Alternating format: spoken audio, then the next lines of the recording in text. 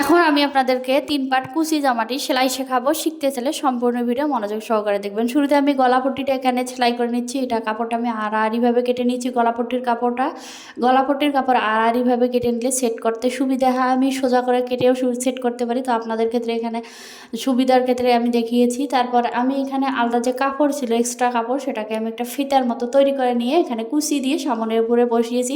এই গত ভিডিওতে আমি আপনাদেরকে দেখিয়েছি উপরে বসানোর জন্য, সেজন্য খুব দ্রুতভাবে নিচ্ছি যাতে আপনারা সম্পূর্ণ ভিডিওটা দেখতে বিরক্ত বোধ না করেন। তারপর আমি এখানে ফুট জয়েন দিয়ে নিচ্ছি। ফুটে অবশ্যই ডাবল সেলাই দিবেন। 2 দিকের ফুট সেলাই করার পর তারপরে ঘটি হাতা তৈরি করে নিব। ঘটি হাতার যেটা আমি আপনাদেরকে 2 দিন আগে দেখিয়েছি, তো ঘটি হাতা তবু আমি এখানে খুব দ্রুততর করেছি ভিডিওটা সম্পূর্ণ করার ক্ষেত্রে। তারপর ঘটি হাতার ক্ষেত্রে গোপন যে টিপসটা দিয়েছিলাম, সে টিপসটা হচ্ছে আপনারা এখানে কুচিটা সবসময় বিপরীত মুখে করে নেবেন। তারপর একটা কাপড় নিয়েছি যার চর লম্বা হচ্ছে 9 ইঞ্চি। এখানে মোহরা আমি 8 ইঞ্চি রাখবো, তার জন্য আমি 9 ইঞ্চি একটা কাপড় নিয়েছি। 2 ইঞ্চি চড়া এভাবে মুড়িয়ে নিচ্ছি। আপনারা চাইলে এখানে রাবার ইউজ করতে পারেন, তো আমি এখানে পাইপিং দিয়ে আপনাদেরকে দেখিয়ে দিচ্ছি। তারপর আমি চলে যাচ্ছি সাইড সেলাই। সাইডে অবশ্যই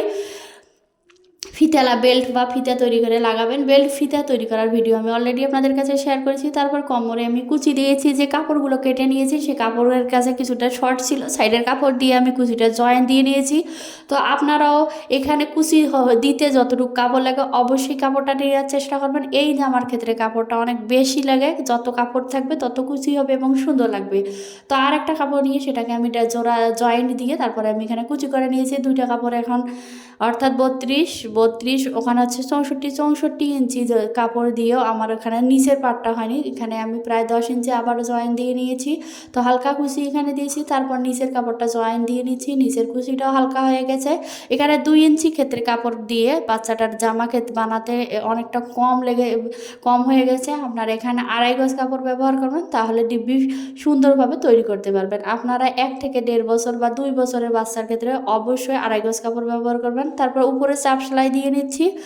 চাপ সেলাই তিনটে কুচির মধ্যে অবশ্যই দিয়ে নেবেন। একটা আমি আপনাদের কাছে শেয়ার করলাম। তো নিচটা আমি অলরেডি সেলাই করে নিয়েছি। এখন চলে যাচ্ছি সাইড সেলাই করার জন্য আমি এখানে আবারও বেল্ট দিয়ে দিলাম কোমরের জায়গায়। তো সাইডটা আমি এভাবে সুন্দর করে সেলাই করে নিব।